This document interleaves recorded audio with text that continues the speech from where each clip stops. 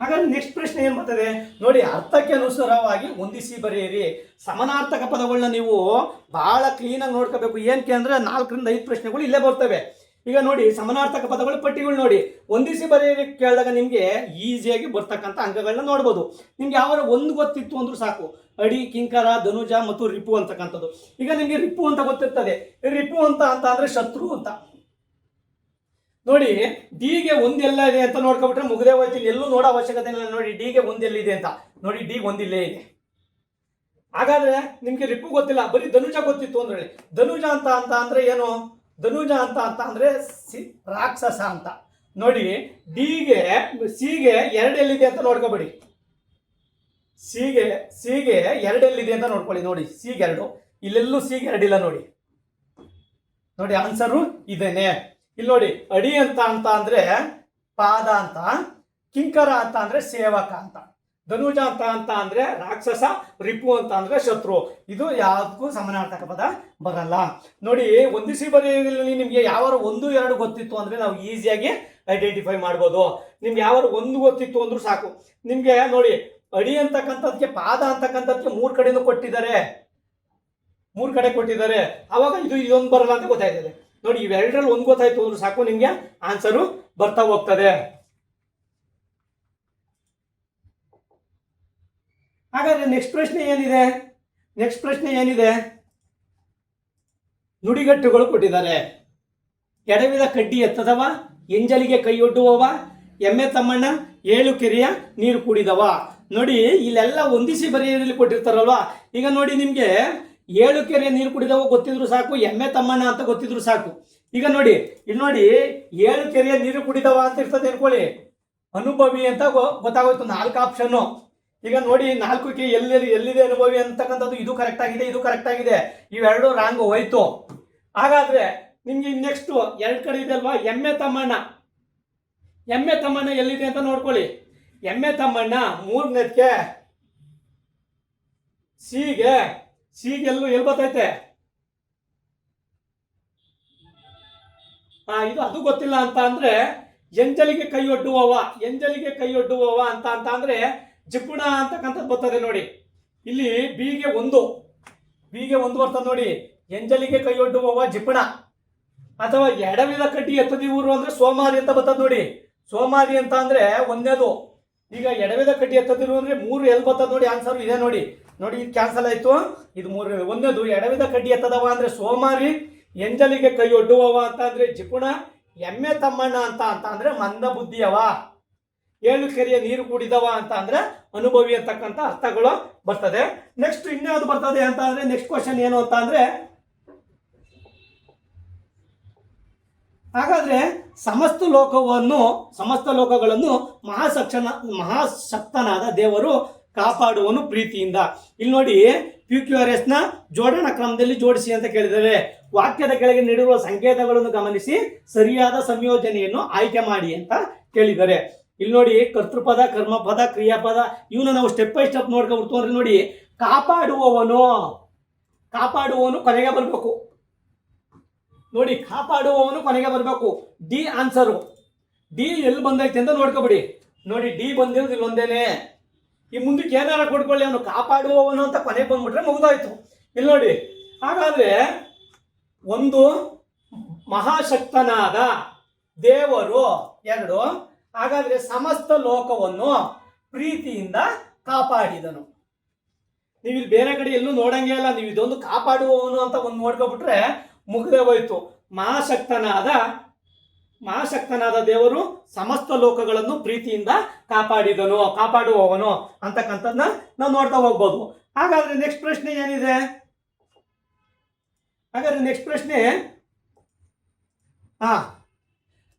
ಸಮಾಸ ಪದಗಳನ್ನು ಗುರುತಿಸಿ ಅಂತ ಕೇಳಿದರೆ, ಯಾವ ಜೋಡಿ ಪದಗಳು ಸರಿಯಾಗಿವೆ ಅಂತಕ್ಕಂಥದ್ದನ್ನ ಕೇಳಿದರೆ, ಕಣ್ಣುರಿ, ಕೈಕಾಲು, ಅಣಾಣಿ, ತುದಿನಾಲಿಗೆ.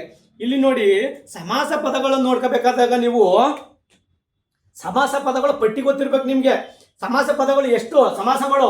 8 ಸಮಾಸಗಳು ಬರ್ತಾವಲ್ಲ, 8 ಸಮಾಸಗಳು ನಿಮ್ಗೆ ಸೂತ್ರ ಗೊತ್ತಿತ್ತು ಅಂದ್ರೆ ಸಾಕು, ನೀವು ಐಡೆಂಟಿಫೈ ಮಾಡ್ಬೋದು. ಈಗ ತತ್ಪುರುಷ ಸಮಾಸ, ಕರ್ಮಧಾರಯ ಸಮಾಸ, ದ್ವಿಗು ಸಮಾಸ, ದ್ವಂದ್ವ ಸಮಾಸ, ಗಮಕ ಸಮಾಸ, ಬಹುವ್ರೀಹಿ ಸಮಾಸ, ಕ್ರಿಯಾ ಸಮಾಸ, ಈ ತರ ಪಟ್ಟಿಗಳು ನಿಮಗೆ ಗೊತ್ತಿರಬೇಕು. ಇಲ್ಲಿ ನೋಡಿ ತತ್ಪುರುಷ ಸಮಾಸಕ್ಕೆ ಏನ್ ಬರ್ತದೆ? ತತ್ಪುರುಷ ಸಮಾಸಕ್ಕೆ ನಾಮಪದ ಪ್ಲಸ್ ನಾಮಪದ, ಪೂರ್ವ ಪದ ನಾಮಪದ ಆಗಿರ್ಬೇಕು, ಉತ್ತರ ಪದ ನಾಮಪದ ಆಗಿರ್ಬೇಕು. ಉತ್ತರ ಪದ ಪ್ರಧಾನ ಆಗಿದ್ರೆ ಅದನ್ನ ನಾವು ತತ್ಪುರುಷ ಸಮಾಸ ಅಂತೀವಿ. ನೋಡಿ ಈಗ ದೇವ ಮಂದಿರ, ದೇವರ ಪ್ಲಸ್ ಮಂದಿರ, ದೇವ ಮಂದಿರ ಅಂತ ಕರಿತೀವಿ ನಾವು. ಕಣ್ಣಿನಲ್ಲಿ ಪ್ಲಸ್ ಉರಿ, ಕಣ್ಣುರಿ. ಇಲ್ಲಿ ನಾಮಪದ ಪ್ಲಸ್ ನಾಮಪದನೇ ಬಂತು. ಹಾಗಾದ್ರೆ ಕರ್ಮಧಾರಯ ಸಮಾಸ ಏನ್ ಬರ್ತದೆ? ವಿಶೇಷಣ ಮತ್ತು ವಿಶೇಷದಿಂದ ಕೂಡಿರ್ಬೇಕು. ವಿಶೇಷಣ ಮತ್ತು ವಿಶೇಷದಿಂದ ಕೂಡಿತ್ತು ಅಂದ್ರೆ ಅದನ್ನ ನಾವು ಕರ್ಮಧಾರಯ ಸಮಾಸ ಅಂತ ಕರಿತೀವಿ.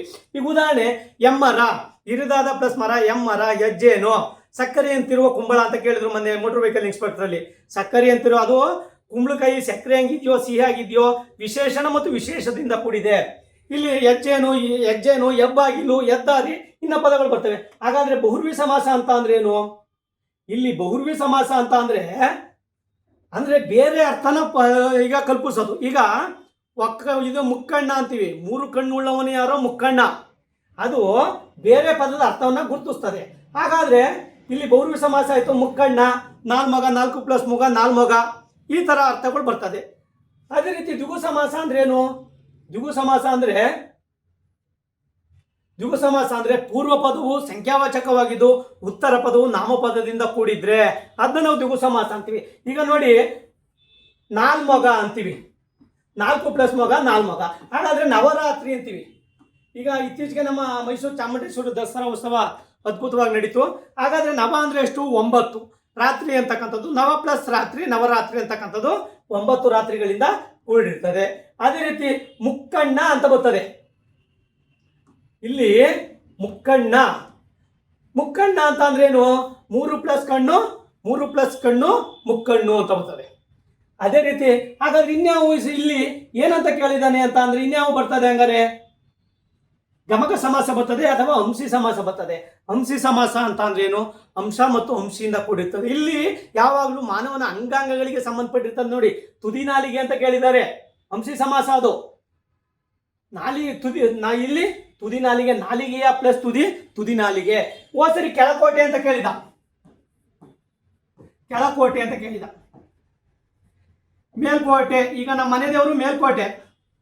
ನಾವೇನ್ ಮಾಡ್ದೋ ಕೋಟೆಯ ಪ್ಲಸ್ ಮೇಲೆ ಮೇಲ್ಕೋಟೆ ಅಂತ ಬರ್ತಿದ್ದು. ನಮ್ಮ ಫ್ರೆಂಡ್ ಏನಂದ್ರು, ಮೇಲ್ಕೋಟೆ ಬರ್ದಾದ್ಮೇಲೆ ಕೆಳಕೋಟೆನೂ ಬರಿ ಅಂತ ಅಂದ್ರು. ಮೊನ್ನೆ ಮೋಟರ್ ವೆಹಿಕಲ್ ಇನ್ಸ್ಪೆಕ್ಟರ್ ಇದೇ ಕ್ವಶನ್ ಹಾಕಿದ್ರು, ಕೆಳಕೋಟೆ ಕ್ವಶನ್, ಇದೇ ಕ್ವಶನ್ ಬಿದ್ದಿತ್ತು. ಇಲ್ಲಿ ಅದೇ ರೀತಿ ಈ ತರ ನೋಡ್ಬೋದು. ಹಾಗಾದ್ರೆ ಇಲ್ಲಿ ನಮ್ಗೆ ಏನು ಅಂತ ಅಂದ್ರೆ ಇಲ್ಲಿ ಯಾವ ಆಪ್ಷನ್ ಏನ್ ಕೇಳಿದ್ದಾರೆ? ಸರಿಯಾದ ಜೋಡಿಗಳನ್ನ ಗುರ್ತಿಸಿ ಅಂತ ಕೇಳಿದ್ದಾರೆ. ಹಾಗಾದ್ರೆ ಇಲ್ಲಿ ತುದಿ ನಾಲಿಗೆ ಯಾವ ಸಮಾಸ ಬರ್ತದೆ? ಅಂಶಿ ಸಮಾಸ ಬರ್ತದೆ, ಬರಲ್ಲ. ಹಾಗಾದ್ರೆ ಕೈಕಾಲು ಯಾವುದು? ದ್ವಂದ್ವ ಸಮಾಸ ಬರ್ತದೆ. ಈಗ 2 ಅಥವಾ 2ಕ್ಕಿಂತ ಹೆಚ್ಚು ಪದಗಳ ಅರ್ಥಗಳು ಅಂದ್ರೆ ಕೂಡಿಸಿ ಬರ್ತಕ್ಕಂಥದ್ದು. ಈಗ ಕೈಕಾಲುಗಳು, ರಾಮ ಲಕ್ಷ್ಮಣರು, ಈಗ ಆಟಪಾಠಗಳು, ಈ ತರ. ಈಗ ನೋಡಿ, ಕೈಕಾಲು ಅಂತಕ್ಕಂಥದ್ದು ಯಾವುದು? ದ್ವಂದ್ವ ಸಮಾಸ ಬರ್ತದೆ. ಹಾಗಾದ್ರೆ ತುದಿನಾಲಿಗೆ ಅಂತಕ್ಕಂಥದ್ದು ಏನ್ ಬರ್ತದೆ? ಅಂಶ ಸಮಾಸ ಬರ್ತದೆ, ಅಂಶಿ ಸಮಾಸ ಬರ್ತದೆ. ಇದು ಏನ್ ಬರ್ತದೆ? ದ್ವಂದ್ವ ಸಮಾಸ ಬರ್ತದೆ. ಹಾಗಾದ್ರೆ ನಮ್ಗೆ ಇನ್ನು ಉಳಿಯೋದು ಯಾವುದು? ಕರ್ಮಧಾರಯ ಸಮಾಸ ಒಂದು ಅಂದ್ರೆ ತತ್ಪುರುಷ ಸಮಾಸ. ಕಣ್ಣಿನಲ್ಲಿ ಪ್ಲಸ್ ಉರಿ, ಕಣ್ಣುರಿ. ಹಣಿ, ಹಣೆಯಲ್ಲಿ ಪ್ಲಸ್ ಕಣ್ಣುಳ್ಳವನು ಯಾರು? ಹಣೆಗಣ್ಣ ಅಂತ ಅಂದ್ರೆ ನಮ್ಮ ಶಿವ. ಹಾಗಾದ್ರೆ ಆನ್ಸರ್ ಯಾವ್ದು ಬರ್ತದೆ ಅಂದ್ರೆ ಎ ಮತ್ತು ಸಿ ಅಂತಕ್ಕಂಥದ್ದು ಆನ್ಸರ್ ಬರ್ತದೆ. ಇಲ್ಲಿ ಯಾವ್ದು ಇದೆ? ಹಾಗಾದ್ರೆ ಎ ಮತ್ತು ಸಿ ಅಂತಕ್ಕಂಥದ್ದು ಸರಿಯಾದ ಸಮಾಸ ಪದಗಳು. ಹಾಗಾದ್ರೆ ನೆಕ್ಸ್ಟ್ ಇನ್ಯಾವ್ದು ಬರ್ತದೆ ಪ್ರಶ್ನೆ ಅಂತ ನೋಡ್ತಾ ಹೋದಾಗ ನಾವು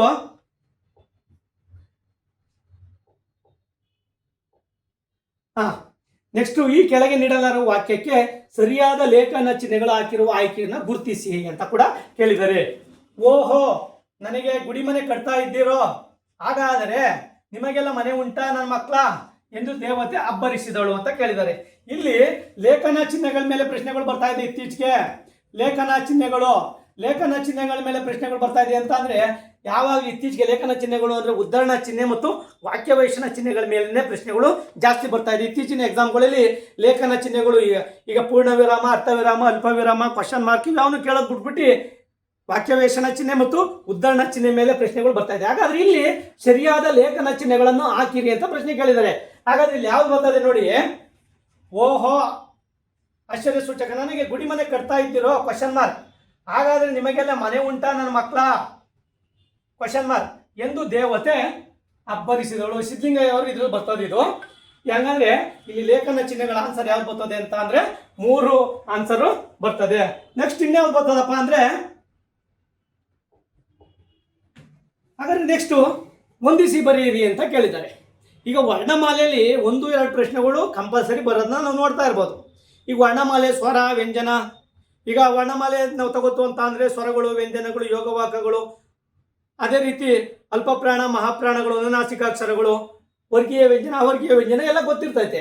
ಹಾಗಾದ್ರೆ ಇಲ್ಲಿ ಏನಂತ ಕೇಳವನೆ ಅಂತ ಅಂದ್ರೆ ಹೊಂದಿಸಿ ಬರೆಯಿರಿ ಅಂತ ಕೇಳವನೆ. ಅಕ್ಷರಗಳ ವರ್ಣೋತ್ಪತ್ತಿ ಸ್ಥಾನಗಳು ಅಂದ್ರೆ ಅಕ್ಷರಗಳು ಎಲ್ಲೆಲ್ಲಿ ಉತ್ಪತ್ತಿ ಆಗ್ತದೆ ಅಂತಕ್ಕಂಥದ್ದು ಹೊಂದಿಸಿ ಬರೆಯಿರಿ ಅಂತ ಕೇಳಿದ್ದಾರೆ.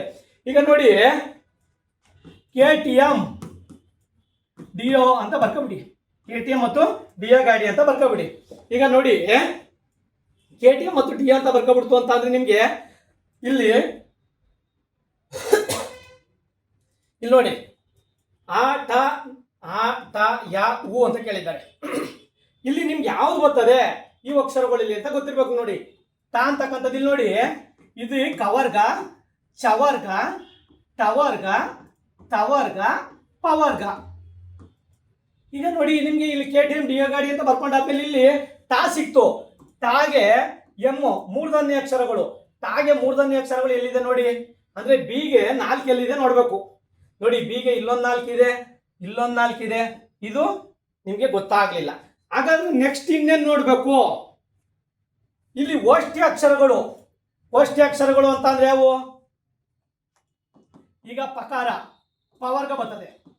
ಹಾಗಾದ್ರೆ ಹೂ ಮತ್ತು ಹೂ ಇಲ್ಲಿ ನೋಡಿ ತುಟಿಗಳ ಸಹಾಯದಿಂದ ಉಚ್ಚರಿಸ್ತಕ್ಕಂಥ ಪದಗಳು ಇವು. ಪವರ್ಗ ಪ ಫ ಬ ಭ ಮ ಅಂತೀವಿ, ಫ ಫ ಭ ಬ ಮ. ಹಾಗಾದ್ರೆ ಹೂ ಮತ್ತು ಹೂ ಅಂತಕ್ಕಂಥದ್ದು ತುಟಿಗಳ ಸಹಾಯದಿಂದ ಉಚ್ಚಾರಣೆ ಮಾಡ್ತಕ್ಕಂಥ ಅಕ್ಷರಗಳು.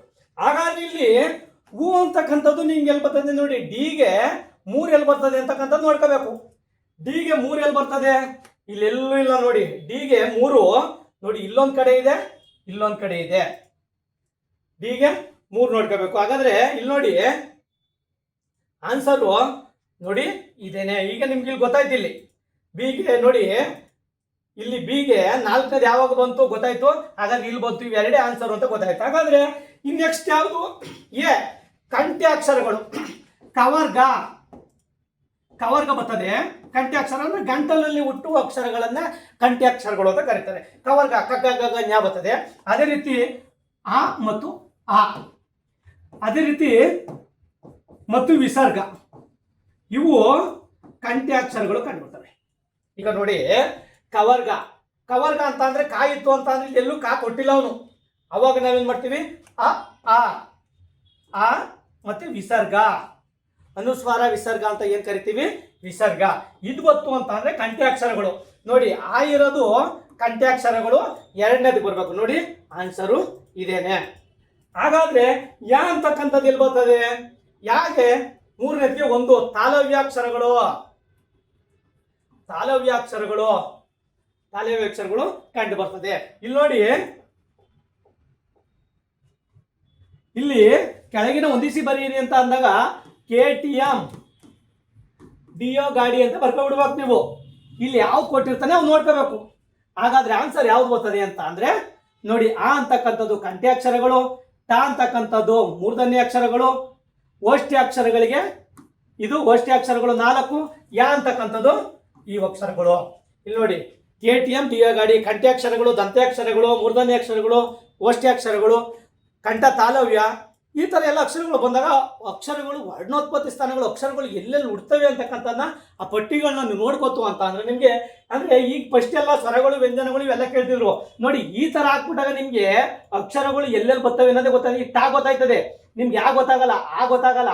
ಹಾಗಾದ್ರೆ ಆ ಕಂಠ್ಯಾಕ್ಷರಗಳು, ಇಲ್ಲಿ ಕಂಠ್ಯಾಕ್ಷರಗಳು ಅಂತ ಅಂದ್ರೆ ಕವರ್ಗ ಬಂದಾದ್ಮೇಲೆ ಆ ಮತ್ತು ಆ ಬಂದು ಮತ್ತು ವಿಸರ್ಗ ಬರ್ತದೆ.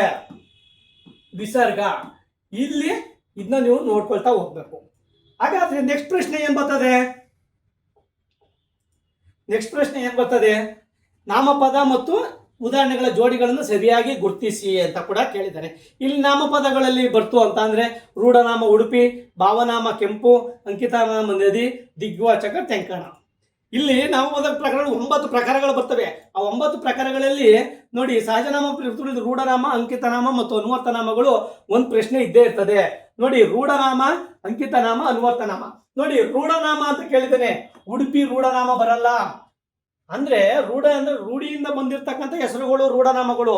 ಈಗ ನೋಡಿ ನದಿ, ಬೆಟ್ಟ, ಗುಡ್ಡ, ಪರ್ವತ, ಭೂಮಿ, ಸೂರ್ಯ, ಚಂದ್ರ ಈ ತರ ಬರ್ತವೆ. ಹಾಗಾದ್ರೆ ಒಂದ್ಸರಿ ಭೂಮಿ ಅಂತ ಕೇಳಿದ್ರು, ಬಂಜರು ಭೂಮಿ ಅಂತ ಕೇಳಿದ್ರು. ಹಾಗಾದ್ರೆ ಪರ್ವತ, ಹಿಮಾಲಯ ಪರ್ವತ. ನೋಡಿ ರೂಢನಾಮಗಳು, ಭೂಮಿ ರೂಢನಾಮ, ಪರ್ವತ ರೂಢನಾಮ. ಹಾಗಾದ್ರೆ ಬಂಜರ ಭೂಮಿ ಅಂತ ಕೇಳಿದ್ರೆ ಎಷ್ಟು ಹೇಳಿ. ನೋಡಿ ಭೂಮಿ ರೂಢನಾಮ, ಬಂಜರ ಭೂಮಿ ಅಂದ್ರೆ ಅಂಕಿತನಾಮ. ಅದು ಬಂಜರಾಗಿದ್ಯಾ ಫಲವತ್ತಾಗಿದ್ಯಾ ಅಂತಕ್ಕಂಥದ್ದು ನಮ್ಗೆ ಗೊತ್ತಿಲ್ಲ.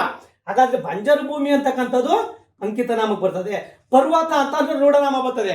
ಹಿಮಾಲಯ ಪರ್ವತ ಅಂತ ಒಂದ್ಸರಿ ಕೇಳಿದ್ರು, ಇದು ಅಂಕಿತನಾಮ ಬರ್ತದೆ. ಹಾಗಾದ್ರೆ ಅನ್ವರ್ತನಾಮಗಳಿಗೆ ವ್ಯಕ್ತಿ, ಅಂಗಾಂಗಗಳು ಅಥವಾ ವಸ್ತುಗಳು. ಈಗ ನೋಡಿ ಕುರುಡ, ಕುಂಟ, ಎಳವ, ಮೂಗ ಈ ತರದವು ಎಲ್ಲ ಅನ್ವರ್ತನಾಮಗಳು ಬರ್ತವೆ. ಇಲ್ಲಿ ನೋಡಿ ರೂಢನಾಮ ಅಂತಕ್ಕಂಥದ್ದು ಉಡುಪಿ ಅಂತಕ್ಕಂಥದ್ದು ರಾಂಗೋ. ಅದೇ ರೀತಿ ಅಂಕಿತನಾಮ, ಅಂಕಿತನಾಮ ನದಿ ಬರಲ್ಲ. ಇಲ್ಲಿ ನದಿ ಬದಲು ಗಂಗಾ ನದಿ, ಯಮುನಾ ನದಿ ಈ ತರ ಕೇಳಿತ್ತು ಅಂದ್ರೆ ಅಂಕಿತನಾಮ ಬರೋದು. ಹಾಗಾದ್ರೆ ಇನ್ನು ಉಳಿದಿರೋ ಯಾವ್ಯಾವು? ಭಾವನಾಮ, ಕೆಂಪು ಮತ್ತು ದಿಗ್ವಾಚಕಗಳು. ದಿಗ್ವಾಚಕ ಅಂದ್ರೆ ಇಲ್ಲಿ ತೆಂಕಣ ಅಂತ ಕೇಳಿದರೆ, ತೆಂಕಣಿಗೆ ದಕ್ಷಿಣ ದಿಕ್ಕು ಅಂತ ಕರಿತೀವಿ. ಈಗ ಮೂಡಣ ಅಂತ ಅಂದ್ರೆ ಪೂರ್ವ, ಪಡುವಣ ಅಂತ ಅಂದ್ರೆ ಪಶ್ಚಿಮ, ಬಡಗಣ ಅಂತ ಅಂದ್ರೆ ಉತ್ತರ, ತೆಂಕಣ ಅಂತ ಅಂದ್ರೆ ದಕ್ಷಿಣ ಅಂತ ಬರ್ತದೆ ಇಲ್ಲಿ. ಹಾಗಾದ್ರೆ ಇಲ್ಲಿ ಆನ್ಸರ್ ಯಾವ್ದು ಬರ್ತದೆ ಹಂಗಾದ್ರೆ ಬಿ ಮತ್ತು ಡಿ ಅಂತಕ್ಕಂಥದ್ದು ಆನ್ಸರು. ಈ ಮೂರನೇ ಆನ್ಸರ್ ಬಿ ಮತ್ತು ಡಿ ಅಂತಕ್ಕಂಥದ್ದು ಆನ್ಸರು ಬರ್ತಾ ಹೋಗ್ತದೆ. ಹಾಗಾದ್ರೆ ನೆಕ್ಸ್ಟ್ ಪ್ರಶ್ನೆ ಏನ್ ಬರ್ತದೆ?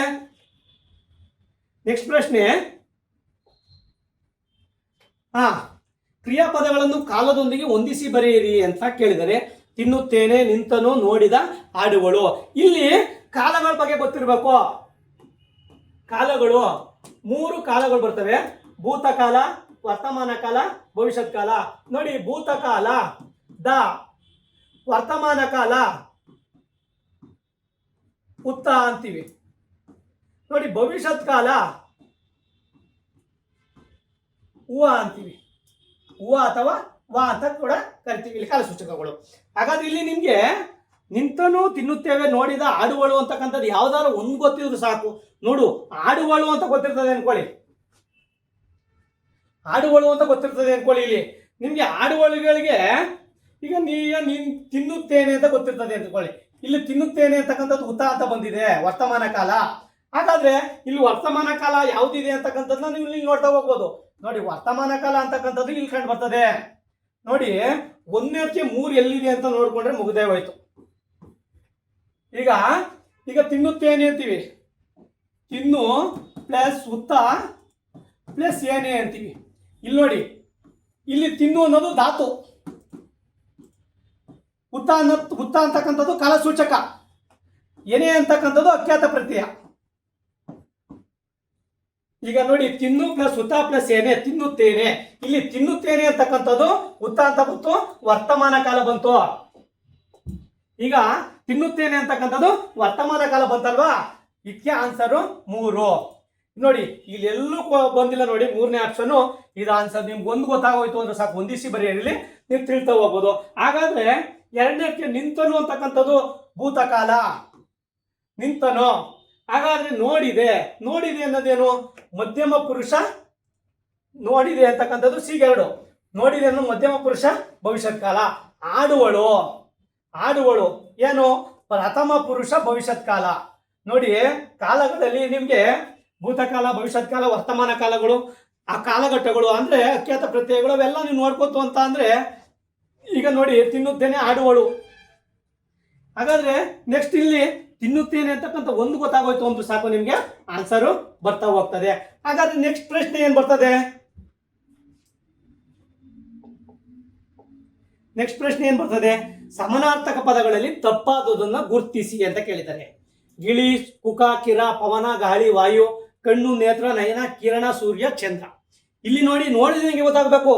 ಸೂರ್ಯಂಗೂ ಚಂದ್ರಂಗೂ ಬೇರೆ ಬೇರೆ ಅರ್ಥಗಳು ಬರ್ತದೆ. ಕಿರಣ ಅಂತ ಅನ್ನೋದು ಬೇರೆ ಅಂತಾನೆ ಅರ್ಥ ಬರ್ತದೆ. ಇಲ್ಲಿ ನೋಡಿ ಹಾಗಾದ್ರೆ ಇಲ್ಲಿ ತಪ್ಪಾಗಿರೋದ್ನೇ ಇದು. ಹಾಗಾದ್ರೆ ಇಲ್ಲಿ ಗಿಳಿ ಕುಕ ಕಿರ ಅಂತ ಕೇಳೋಣ. ಇಲ್ಲಿ ಕುಕ ಅಲ್ಲ ಸುಖ ಅಂತ ಕೇಳ್ಬೇಕಾಯ್ತು. ಇಲ್ಲಿ ಸುಖ ಅಂತ ಅಂದ್ರೆ ಗಿಳಿ. ಅಲ್ಲಿ ಹಾಗಾದ್ರೆ ವಕ್ರತುಂಡ ಅಂತ ಕರೀತಾರೆ ನೋಡಿ. ಗಿಳಿಗೆ ಗಿಳಿ ಸುಖ ಕಿರ ವಕ್ರತುಂಡ ಅಂತ ಕೂಡ ಕರೀತಾರೆ. ಹಾಗಾದ್ರೆ ಇಲ್ಲಿ ಸುಖ ಆಯ್ತು. ಪಿಕ ಅಂತ ಅಂದ್ರೆ ಏನು? ಇದೇ ಕ್ವಶನ್ಗಳು ಒಂದೊಂದು FD ಅಲ್ಲಿ ಕೇಳಿದ್ರು. ಪಿಕ ಅಂತ ಅಂದ್ರೆ ಕೋಗಿಲೆ ಅಂತ. ಪಿಕ ಅಂತ ಅಂದ್ರೆ ಕೋಗಿಲೆ. ಅಲ್ಲ ಪರಪುಟ್ಟು ಅಂತ ಕೂಡ ಕೇಳ್ತಾನೆ. ಪರಪುಟ್ಟು, ವಸಂತ ದೂತ,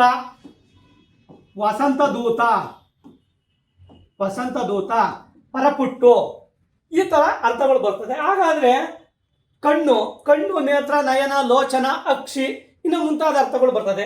ಹಾಗಾದ್ರೆ ಪವನ, ಗಾಳಿ, ವಾಯು, ಅಲರು, ಸಮೀರ, ತಂಗಾಳಿ, ಇನ್ನು ನಾನಾರ್ಥ, ಇನ್ನು ಮುಂತಾದ ಸಮಾನಾರ್ಥಕ ಪದಗಳ ಕಂಡು ಬರ್ತದೆ. ಹಾಗಾದ್ರೆ ಇಲ್ಲಿ ಸಮಾನಾರ್ಥಕ ಪದ ಯಾವ ತಪ್ಪಾಗಿದೆ ಅಂತ ಅಂದ್ರೆ ಸೂರ್ಯ, ಚಂದ್ರ, ಕಿರಣ ಅಂತಕ್ಕಂಥದ್ದು ಸಮಾನಾರ್ಥಕ ಪದಗಳು ತಪ್ಪಾಗಿದೆ. ಅದೇ ರೀತಿ ನೆಕ್ಸ್ಟ್ ಇನ್ಯಾವುದು? ಬೇಹಾರಿ ಪದದ ತತ್ಸಮ ತದ್ಭವಗಳ ರೂಪವನ್ನು ಗುರುತಿಸಿ ಅಂತ ಕೇಳಿದರೆ ಇಲ್ಲಿ ತತ್ಸಮ ತದ್ಭವಗಳಲ್ಲಿ ನೀವು ಏನ್ ಮಾಡ್ಬೇಕು ಅಂತ ಅಂದ್ರೆ ಒಂದು 20-25 ತರ ಪಟ್ಟಿಗಳು ಬರ್ತವೆ. ಆ ಪಟ್ಟಿಗಳನ್ನ ಒಂದ್ ಕಡೆ ಮಾಡ್ಕೊಬಿಡ್ತು ಅಂದ್ರೆ ನಿಮ್ಗೆ ತತ್ಸಮ ತದ್ಭವಗಳು ನೀವು ಈಸಿಯಾಗಿ ನೋಡ್ಕೋಬಹುದು. ಈಗ ನೋಡಿ, ಅಕಾರಕ್ಕೆ ಪಕಾರ ಬರೋದು, ಯಕಾರಕ್ಕೆ ಜಕಾರ ಬರೋದು. ಈಗ ಹಾಲು ಪಾಲು ಅಂತೀವಿ, ಅದೇ ಯಕಾರಕ್ಕೆ ಯಜ್ಞ ಜನ್ನ ಅಂತೀವಿ, ಯೌವನ ಜೌವನ ಅಂತೀವಿ. ಈಗ ಹಾಲು ಪಾಲು ಈ ತರ ಪದಗಳು ನಾವು ಪಟ್ಟಿ ಮಾಡ್ಕೊಬಿಟ್ರೆ, ತತ್ಸಮ ತದ್ಭವಗಳು ಪಟ್ಟಿ ಮಾಡ್ಕೊಬಿಡ್ತು ಅಂದ್ರೆ 20-25 ತರ ಪಟ್ಟಿಗಳನ್ನ ನಾವು ಮಾಡ್ಕೊಬಿಡ್ತು ಅಂದ್ರೆ ನೀವು ತತ್ಸಮ ತದ್ಭವಗಳನ್ನ ಗುರುತಿಸ್ತಾ ಹೋದಾದರೆ ವ್ಯಾಪಾರಿಗೆ ಏನು ಸಮಾನಾರ್ಥಕ ಪದಗಳು ಬರ್ತದೆ? ಹಾಗಾದ್ರೆ ತತ್ಸಮ ರೂಪಗಳನ್ನ ಗುರುತಿಸಿ. ವ್ಯಾಪಾರಿ, ಬೇಹಾರಿ ಅಂತಕ್ಕಂಥದ್ದು ಆನ್ಸರು. ವ್ಯಾಪಾರಿ ಮತ್ತು ಬೇಹಾರಿ. ಇಲ್ಲಿ ತತ್ಸಮ ಕೇಳೋಣ. ತತ್ಸಮ ಬತ್ತು ಅಂದ್ರೆ ವ್ಯಾಪಾರಿ, ವಕಾರಿಕೆ ಬಕಾರ ಬರ್ತದೆ. ಇಲ್ಲಿ ವಕಾರಿಕೆ ಬಕಾರ ಬರ್ತದೆ. ವ್ಯಾಪಾರಿಗೆ ಬೇಹಾರಿ ಅಂತಕ್ಕಂಥದ್ದು ತತ್ಸಮ ತದ್ಭವ. ಅದೇ ರೀತಿ ನೆಕ್ಸ್ಟ್ ಇನ್ಯಾವ್ದು ಬರ್ತದೆ ಅಂತ ಅಂದ್ರೆ ತೋಟದ ತುಂಬಾ ಚಂಗಣ ಗಿಲೆಗಳು ಇವೆ. ಈ ವಾಕ್ಯದಲ್ಲಿ ಗುಣವಾಚಕ ಪದಗಳನ್ನ ಗುರುತಿಸಿ ಅಂತ ಕೂಡ ಕೇಳಿದ್ದಾರೆ. ಗುಣವಾಚಕ ಪದವನ್ನ ಗುರುತಿಸಿ ಅಂತ ಕೂಡ ಕೇಳಿದ್ದಾರೆ. ಕಣಗಿಲೆ, ತುಂಬಾ, ತೋಟ ಮತ್ತು ಚೆನ್ನ ಅಂತಕ್ಕಂಥದ್ದನ್ನ ಗುರುತಿಸ್ಬೇಕು. ಇಲ್ಲಿ ತೋಟದ ತುಂಬ ಚಂಗಣ ಗಿಲೆಗಳು ಅಂತ ಅಂದ್ರೆ ಚೆನ್ನ ಅಂತಕ್ಕಂಥದ್ದು ಇಲ್ಲಿ ಗುಣವಾಚಕ ಪದ. ಹಾಗಾದ್ರೆ ಮನ್ವಂತರ, ಪಿತ್ರಾರ್ಜಿತ ಯಾವ ಸಂಧಿಗೆ ಉದಾಹರಣೆ ಅಂತ ಕೂಡ ಕೇಳಿದ್ದಾರೆ. ಜಸ್ವ ಸಂಧಿ, ಅವಾಗ ಹೇಳಿದೆ ನಾನು ಜಸ್ವ ಸಂಧಿ. ಅದೇ ರೀತಿ ಎಂಟ್ ಸಂಧಿ, ವೃದ್ಧಿ ಸಂಧಿ, ಆಗಮ ಸಂಧಿ. ಈಗ ಜಸ್ವ ಸಂಧಿಗೆ ಹೇಳಿದೆ ನಾನು, ಕಾಚಾಟ ದಪಗಳಿಗೆ ಗಾಜಾಟ ದಪಗಳು ಆದೇಶವಾಗಿ ಕಂಡು ಬರ್ತು ಅಂತ ಅಂದ್ರೆ ಅದನ್ನ ಜಸ್ವ ಸಂಧಿ ಅಂತ ಕೂಡ ಕರೀತಾರೆ. ಅದೇ ರೀತಿ ಅಪ್ ಪ್ಲಸ್ ದಿ, ಅಬ್ದಿ, ದಿಕ್ ಪ್ಲಸ್ ಅಂತ, ದಿಗಂತ, ಷಟ್ ಪ್ಲಸ್ ಅನನ, ಷಡಾನನ, ಈ ತರ ಅರ್ಥಗಳು ಕೂಡ ಕಂಡು ಬರ್ತದೆ. ಹಾಗಾದ್ರೆ ವೃದ್ಧಿ ಸಂಧಿಗೆ ಯಾವ ಬರ್ತವೆ? ವೃದ್ಧಿ ಸಂಧಿಗೆ ಏಕೈಕ, ಲೋಕೈಕ, ವೀರ್ಯ, ಇದನ್ನ ಸಂಧ್ಯಾಕ್ಷರಗಳ ಸಂಧಿ ಕೂಡ ಅಂತ ಕರೀತಾರೆ. ಸಂಧ್ಯಾಕ್ಷರಗಳ ಸಂಧಿ ಅಂತಾನು ಕೂಡ ಕರೀತಾರೆ ಇದನ್ನ ವೃದ್ಧಿ ಸಂಧಿಗೆ. ಹಾಗಾದ್ರೆ ಆಗಮ ಸಂಧಿ ಅಂತ ಅಂದ್ರೆ ಏನು? ಒಂದು ಅಕ್ಷರ ಆಗಮ ಆಗ್ತಕ್ಕಂಥದ್ದೇ ಆಗಮ ಸಂಧಿ. ಇಲ್ಲಿ ಯಕಾರಾಗಮ ಸಂಧಿ ಮತ್ತು ವಕಾರಾಗಮ ಸಂಧಿ ಅಂತ ಕೂಡ ಬರ್ತದೆ. ಇಲ್ಲಿ ಪಿತೃ ಪ್ಲಸ್ ಅರ್ಜಿತ, ಪಿತ್ರಾರ್ಜಿತ, ಇದು ಒಂದ್ಸರಿ FD ಅಲ್ಲಿ ಕೇಳಿದ್ರು ಕ್ವಶನ್. ಪಿತೃ ಪ್ಲಸ್ ಅರ್ಜಿತ ಅಂತಾನೆ ಬರಿಬೇಕು. ಪಿತ್ರಾರ್ಜಿತ ಸರಿ ರೂಪ ಕಾಗುಣಿತ ದೋಷವನ್ನು ಗುರುತಿಸಿ ಅಂತ ಕೇಳಿದ್ರು. ಇದೇ ಕ್ವಶನ್ ಒಂದ್ಸರಿ ಕೇಳಿದ್ರು FD ಅಲ್ಲಿ. ಪಿತ್ರಾರ್ಜಿತ ಸರಿಯಾದ ರೂಪವನ್ನು ಗುರುತಿಸಿ ಅಂತ. ನೋಡಿ, ಈ ಅರ್ಜಿತನು ಕೊಡ್ತಾರೆ ನೋಡಿ. ಪಿತ್ರಾರ್ಜಿತ ಇದು ಕರೆಕ್ಟು. ಮನು ಪ್ಲಸ್ ಅಂತರ, ಮನ್ವಂತರ ಅಂತ ಅಂದ್ರೆ ಯಾವರ ಅಂತಕ್ಕಂಥ ಬತ್ತು ಅಂತ ಅಂದ್ರೆ ಎಂಟ್ ಸಂಧಿ ಬರ್ತದೆ. ಇಲ್ಲಿ ಹಾಗಾದ್ರೆ ಆಪ್ಷನ್ ಏನು? 2 ಎಂಟ್ ಸಂಧಿ. ಹಾಗಾದ್ರೆ ನೆಕ್ಸ್ಟ್ ಇನ್ಯಾವ ಪ್ರಶ್ನೆ ಬರ್ತದೆ? 28ನೇದು.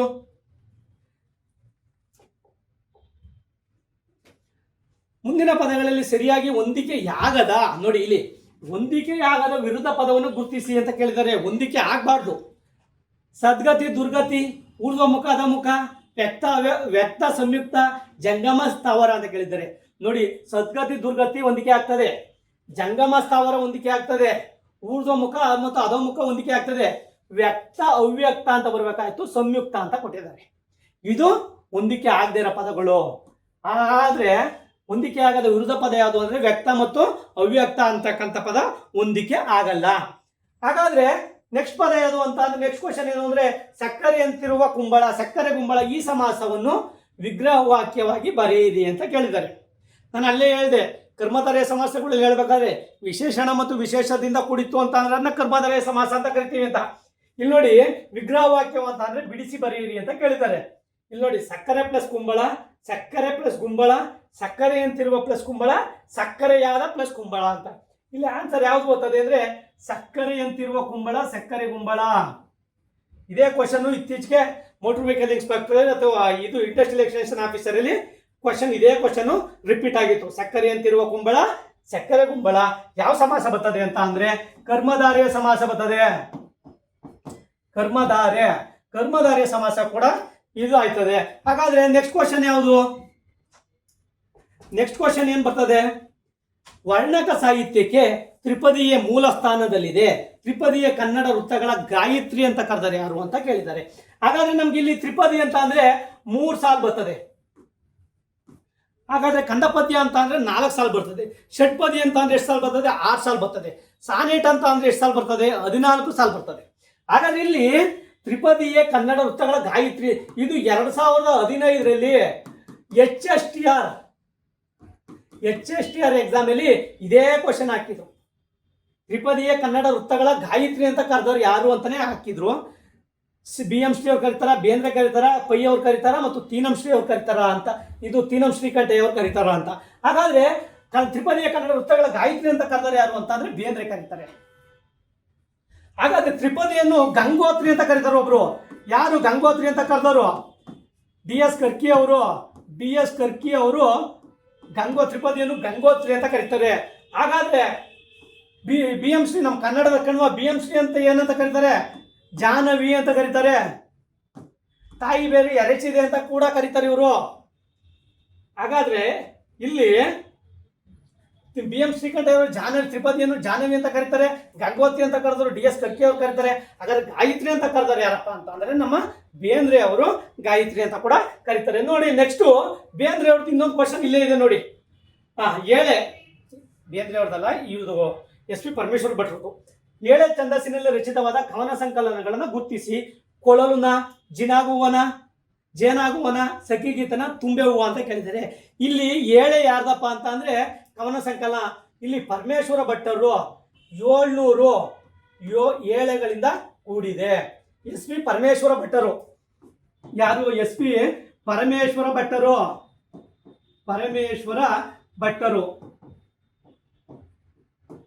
SP ಪರಮೇಶ್ವರ ಭಟ್ಟರು. ಹಾಗಾದ್ರೆ SP ಪರಮೇಶ್ವರ ಭಟ್ಟರಿಗೆ ಬಿರುದು ಯಾವುದಿದೆ? ಕನ್ನಡದ ಕಾಳಿದಾಸ. ಒಂದ್ಸಲ ಎಕ್ಸಾಮ್ ಅಲ್ಲಿ ಕೇಳಿದ್ರು ಕನ್ನಡದ ಕಾಳಿದಾಸ ಬಿರುದು ಹೊಂದಿರುವ ಕವಿ ಯಾರು ಅಂತ ಕೇಳಿದ್ರು. ಹಾಗಾದ್ರೆ SP ಪರಮೇಶ್ವರ ಭಟ್ಟರು. ಹಾಗಾದ್ರೆ ಕೊಳಲು ಯಾರ್ದು? ಕೊಳಲು ಬತ್ತು ಅಂದ್ರೆ ಕುವೆಂಪು ಅವ್ರದ್ದು ಕವನ ಸಂಕಲನ. ಹಾಗಾದ್ರೆ ಸಖಿಗೀತ ಯಾವ್ದು? ಸಖಿಗೀತನ ಮೊರಕವಿ ಶಬ್ದಗಾರುಡಿಗ ಬೇಂದ್ರೆ ಅವ್ರದ್ದು. ಹಾಗಾದ್ರೆ ಆನ್ಸರ್ 7 ಯಾರ್ದು ಅಂತ ಅಂದ್ರೆ ತುಂಬೆ ಹೂವು SP ಪರಮೇಶ್ವರ ಭಟ್ಟ ಅವ್ರದ್ದು. ಹಾಗಾದ್ರೆ ನೆಕ್ಸ್ಟ್ ಪ್ರಶ್ನೆ ಯಾವ್ದಪ್ಪ ಅಂತ ಅಂದ್ರೆ ಮೊದಲ ಶ್ರೀವಾದಿ ವಿಮರ್ಶಕರೆಂದು ನೋಡಿ ಇಲ್ಲೇ ಕೇಳಿದ್ರು ನೋಡಿ. ಮೊದಲ ಶ್ರೀವಾದಿ ವಿಮರ್ಶಕರೆಂದು ಇವರನ್ನು ಗುರುತಿಸಲಾಗುತ್ತದೆ. ಅನುಪಮ ನಿರಂಜನನ, ವಿಜಯ್ ದಬ್ಬೆನ, MS ಆಶಾದೇವಿನ, HS ಶ್ರೀಮತಿ ಅವರ ಅಂತ ಕೇಳಿದ್ದಾರೆ.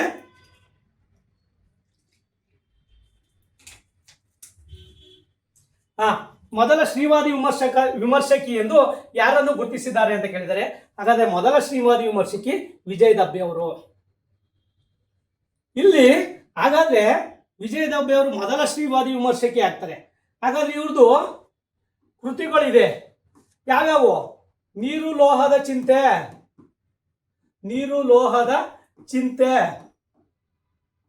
ಇತಿಗೀತಿಕೆ,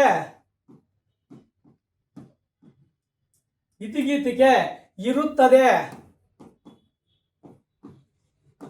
ಹಾಗಾದ್ರೆ ಇವ್ರದೊಂದು PhD ಪ್ರಬಂಧ ಕೂಡ ಇದೆ. ನಾಗಚಂದ್ರನ ಒಂದು ಅಧ್ಯಯನ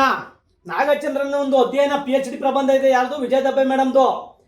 ಹಾಗಾದ್ರೆ ನೀರು ಲೋಹದ ಚಿಂತೆ, ಇತಿಗೀತಿಕೆ, ಇರುತ್ತದೆ ಅಂತಕ್ಕಂಥದ್ದು ಈ ಕೃತಿಗಳಿವು. ಹಾಗಾದ್ರೆ ಅನುಪಮ ನಿರಂಜನ ಅವ್ರದ್ದು ಒಂದು ಆತ್ಮಕಥನ ಇದೆ. ಅನುಪಮ ನಿರಂಜನ ಆತ್ಮಕಥನೆ ಅದು ನೆನಪು ಸಿಹಿ ಕಹಿ.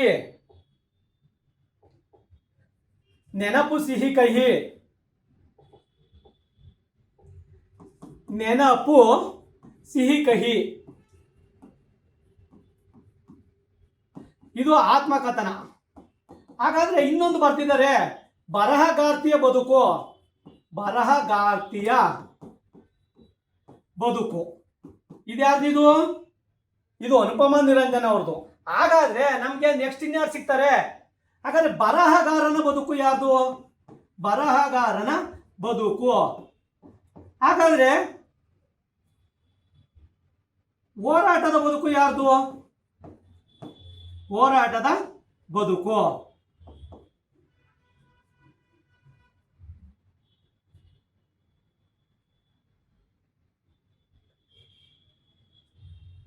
ಬರಹಗಾರನ ಬದುಕು, ಹೋರಾಟದ ಬದುಕು ಮತ್ತು ಕಾದಂಬರಿಕಾರನ ಬದುಕು. ಕಾದಂಬರಿಕಾರನ ಬದುಕು. ಈಗ ನೋಡಿ,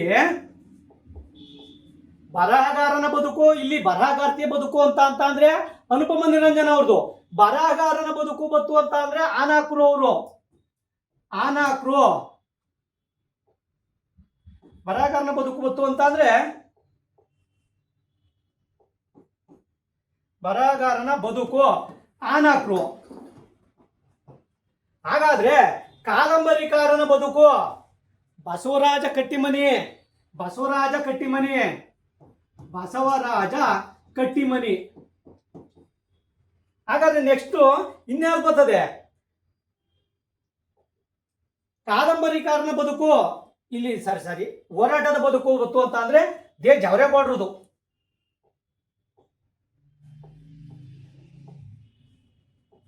ಹೋರಾಟದ ಬದುಕು ಅಂದ್ರೆ ದೇಜೇಗೋ ಅವ್ರದ್ದು ಹೋರಾಟದ ಬದುಕು ಬರ್ತದೆ. ಒಂದೇ ನಿಮಿಷ. ಕಾದಂಬರಿಕಾರನ ಬದುಕು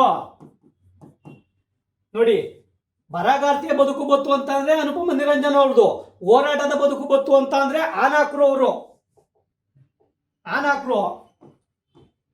ಅದೇ ರೀತಿ ಹೋರಾಟದ ಬದುಕು ಬತ್ತು ಅಂತ ಅಂದ್ರೆ ದೇಜೇಗೋ.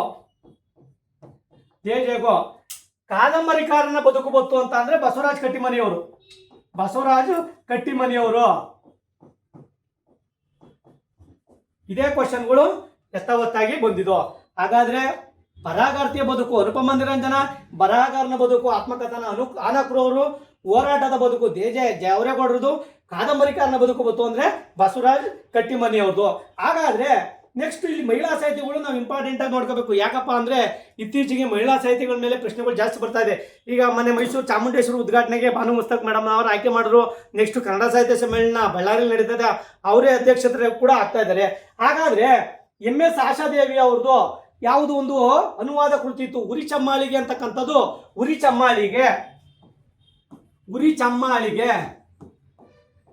ಚಮ್ಮಾಳಿಗೆ ಅಂತಕ್ಕಂಥದ್ದು ಅನುವಾದ ಕೃತಿ. ಇದು ಕ್ವಶನ್ ಆಗಿತ್ತು. ಉರಿ ಚಮ್ಮಾಳಿಗೆ ಅಂತಕ್ಕಂಥದ್ದು ಅನುವಾದ ಕೃತಿ. ಹಾಗಾದ್ರೆ ಇನ್ಯಾವ್ದು ಕೃತಿ ಇವ್ರದ್ದು? PT ಉಷಾ ಅಂತಕ್ಕಂಥ ಕೃತಿ ಇದೆ ಇವ್ರದ್ದು, PT ಉಷಾ. ಹಾಗಾದ್ರೆ ಇನ್ನು ಮಿಕ್ತರ್ ಯಾರು? ಅನುಪಮ ನಿರಂಜನ ಆಯ್ತು, ಆಶಾದೇವಿ ಅವ್ರದ್ದು, ವಿಜಯದಬ್ಬೆ ಅವ್ರದ್ದಾಯ್ತು. ಇನ್ನು HS ಶ್ರೀಮತಿ ಅವ್ರದ್ದು. HS ಶ್ರೀಮತಿ ಅವ್ರ ಕೃತಿಗಳು ಯಾವುವು? ಗೌರಿ ದುಃಖ, ಹೆಣ್ಣು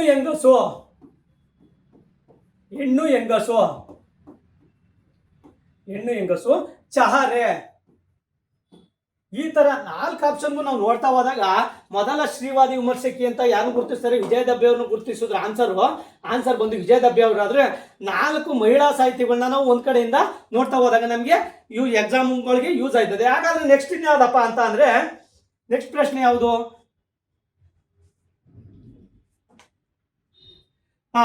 ತಾಲಮಿ ಉಲ್ಲೇಖಿಸಿರುವ ಕರ್ನಾಟಕದ ಊರುಗಳನ್ನ ಗುರುತಿಸಿ ಅಂತ ಕೂಡ ಕೇಳಿದ್ದಾರೆ. ಪಾಟಿರ್ಗಾಲ, ಬಾದಿಯಾಮೋಯಿ, ಇಂಡೆ ಮತ್ತು ಅಮಾವಾಸ್ಯೆ ಅಲ್ಲ ಬನವಾಸೆ ಅಂತಕ್ಕಂಥ ಪದಗಳನ್ನ ಗುರುತಿಸಿ ಅಂತ ಕೂಡ ಕೇಳಿದ್ದಾರೆ. ನಿಮ್ಗೆ ನೋಡಿ ಇಲ್ಲಿ 4 ಆಪ್ಷನ್ ಅಲ್ಲಿ ಯಾವ ಗೊತ್ತಿಲ್ಲ ಅಂತ ಅಂದ್ರೆ ಒಂದು ಸ್ವಲ್ಪ ಅಕ್ಷರಗಳು ವ್ಯತ್ಯಾಸ ಆಗ್ತದೆ. ಬನವಾಸಿ ಅಂತ ಅನ್ಕೊಬಿಡ್ಬೇಕು ನೋಡಿ. ಇಂಡೆ ಅಂತಕ್ಕಂಥದ್ದು ಇಂಡಿ ಅನ್ಕೊಬಿಡ್ಬೇಕು.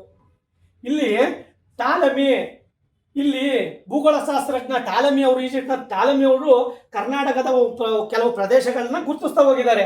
ಇಲ್ಲಿ ನೋಡಿ ಬನವಾಸಿ. ಈಗ ನೋಡಿ 4ನೇದಕ್ಕೆ 4 ಬರಬೇಕು. ಎಲ್ಲೈತೆ? ಇಲ್ಲೂ ಐತೆ. ಹಾಗಾದ್ರೆ ಇಂಡಿಗೆ 1 ಬರಬೇಕು. ಅಂದ್ರೆ ಇದೇ ಆನ್ಸರು. ನೋಡಿ ಎ ಅಂತಕ್ಕಂಥದ್ದು ಆನ್ಸರು. ಹಾಗಾದ್ರೆ ಪಾಟೀರ್ಗಾಲ ಅಂತ ಅಂದ್ರೆ ಯಾವುದು? ಪಾಟೀರ್ಗಾಲ ಅಂತಕ್ಕಂಥದ್ದು ಇಲ್ಲಿ ಒಂದು ನಿಮಿಷ ಇಲ್ಲಿ ನೋಡಿ, ಬನವಾಸಿಗೆ ಬನವಾಸಿ 4 ಆನ್ಸರ್ ಬತ್ತಲ್ವಾ? ಆಯ್ತು. ನೆಕ್ಸ್ಟ್ ಇಂಡಿ ಅಂತಕ್ಕಂಥದ್ದು ಯಾವುದು? ಇಂಡಿಗೆ ಇಂಡಿ ಅಂತಕ್ಕಂಥದ್ದು. ಸಿಗೆ 1 ಬರಬೇಕು, ಸಿಗೆ 1 ಇಲ್ಲಿದೆ ನೋಡಿ.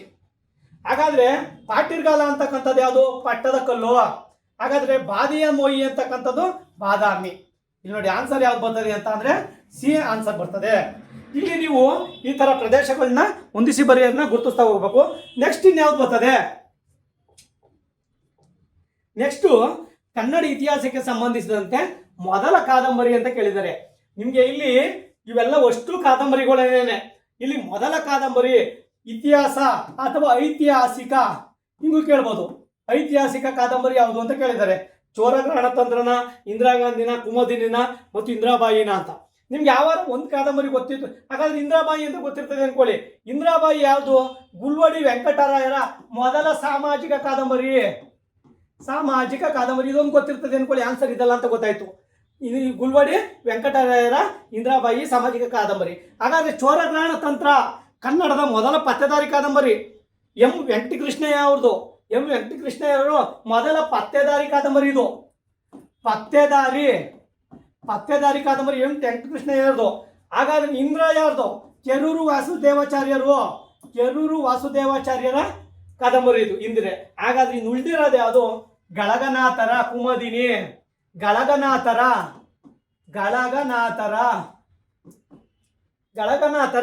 ಕುಮುದಿನಿ ಅಂತಕ್ಕಂಥದ್ದು ಆನ್ಸರು. ಮೊದಲ ಕಾದಂಬರಿ ಯಾವುದು ಅಂದ್ರೆ ಗಳಗನಾಥರ ಕುಮುದಿನಿ ಅಂತಕ್ಕಂಥದ್ದು ಆನ್ಸರು. ಹಾಗಾದ್ರೆ ನೆಕ್ಸ್ಟ್ ಪ್ರಶ್ನೆ ಯಾವ್ದು ಬರ್ತದೆ? ನೆಕ್ಸ್ಟ್ ಪ್ರಶ್ನೆ ಏನ್ ಬರ್ತದೆ ಅಂದ್ರೆ ಷಟ್ಪದಿಗಳ ಮೇಲೆ ಕೇಳಿದ್ದಾರೆ ನೋಡಿ. ಛಂದಸ್ಸಲ್ಲಿ ತ್ರಿಪದಿ ಕೇಳಿದ್ದಾರೆ, ಸಾಂಗತ್ಯ, ಷಟ್ಪದಿ.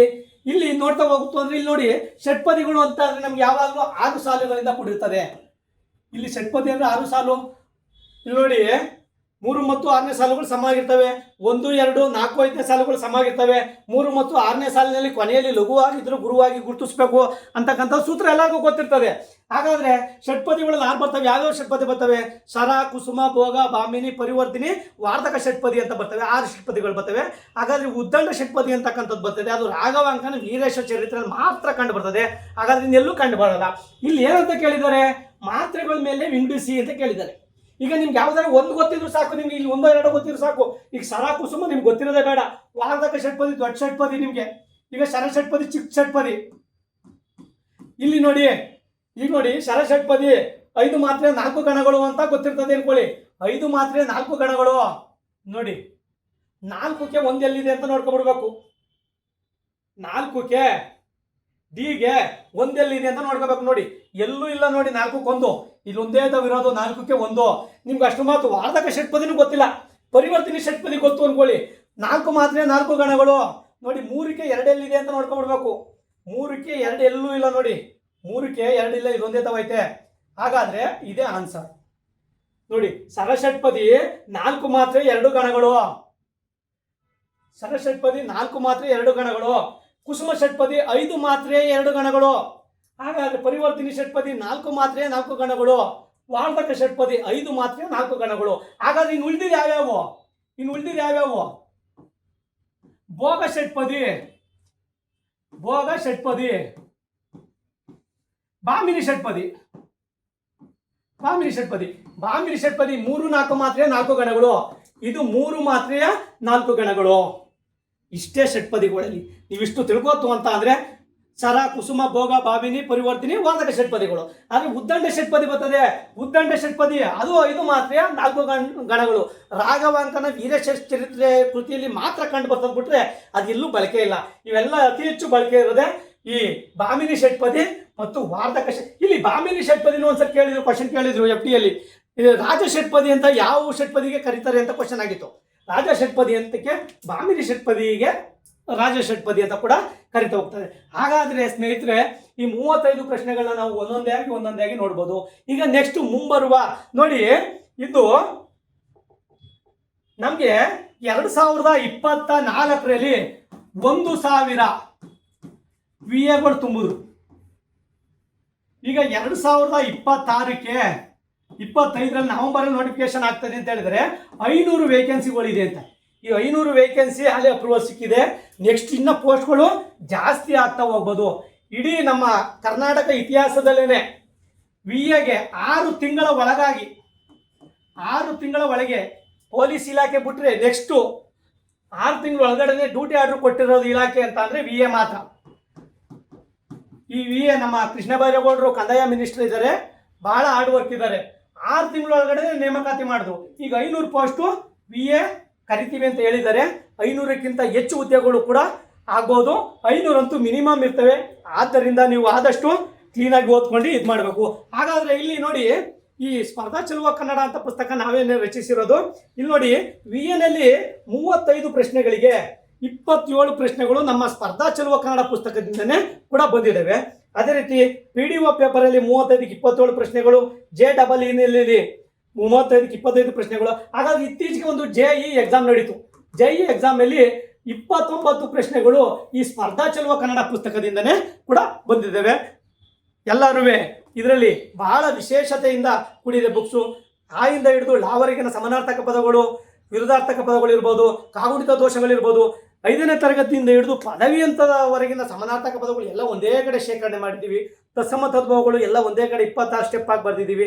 ಆದ್ದರಿಂದ ಸ್ಪರ್ಧಾ ಚೆಲುವ ಕನ್ನಡ ಪುಸ್ತಕವನ್ನು ದಯವಿಟ್ಟು ಕೊಂಡು ಓದಿರಿ ಸ್ನೇಹಿತರೆ. ಇಲ್ಲಿಗೆ ಈ VA ಎಕ್ಸಾಮ್ದು 35 ಪ್ರಶ್ನೆಗಳನ್ನ ನಾವು ನೋಡ್ತಾ ಹೋದೋ. ಹಾಗಾದರೆ ನೆಕ್ಸ್ಟ್ PDO JEE ಎಕ್ಸಾಮಲ್ಲಿ ಕೇಳಿರ್ತಕ್ಕಂಥ ಕನ್ನಡ ಪ್ರಶ್ನೆಗಳನ್ನ ನೋಡೋಣ. ಎಲ್ಲರಿಗೂ ಧನ್ಯವಾದಗಳು.